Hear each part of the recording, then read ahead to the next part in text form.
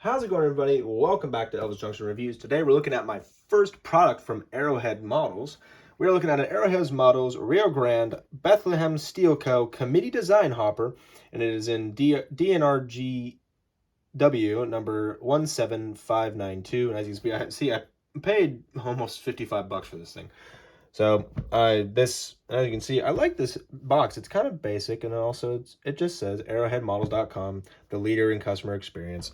Anyway, let's not waste any time. For $55, this better be a good car. As you can see, there it is inside of its protective casing. So let's go ahead and yank this guy out.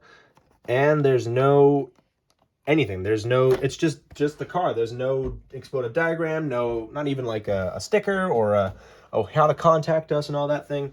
That's kind of disappointing. I don't take marks off of that, but I'm disappointed by that. There's our car. Let's get it out of here. And it's a small coal car, you will notice. And there it is. And because it's a coal car, it did come with a plastic coal load. Now, I did take that out because it's not going to be used for coal. It's going to be used for ballast, whatever. But anyway, now that we have our car out of the box, I really don't know any history about this car except for it was designed by a committee. So we're just going to go ahead straight into the detail with the A and the B end.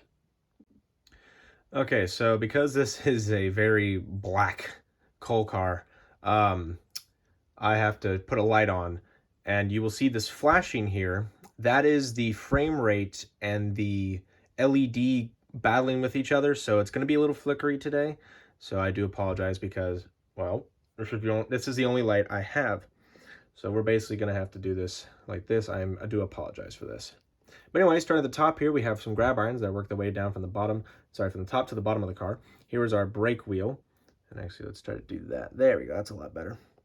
But they have this brake wheel, as well as here's the brake chain that leads down into the inside of the car. Here is the reporting marks, D and RGW 17592.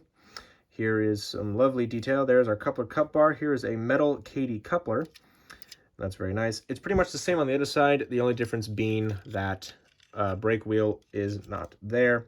And also, I forgot to mention this little step right here. All right, so now let's look at some side detail. All right, so now that we actually have the car sideways, I don't have to use the light so that you don't have to have that blinding effect. But anyway, starting at the top here, we have some illegible writing, or at least it's illegible for me. You might be able to zoom in on this if you can. Here are reporting marks again, Denver and Rio Grande Western 17592. Here's our carrying capacity, our load limit, and our load weight.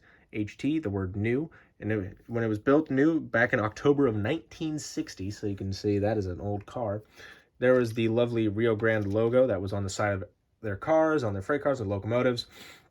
I have reviewed a Denver and Rio Grande ST40T-2 in the past, so you can go check that video out to see the locomotives that we used to haul this car around.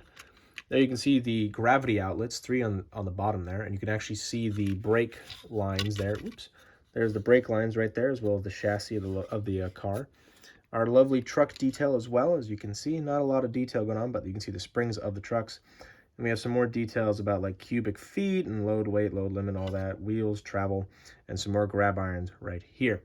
On the inside of the car, it's pretty basic. As you can see, you can actually also see where they would attach this car to the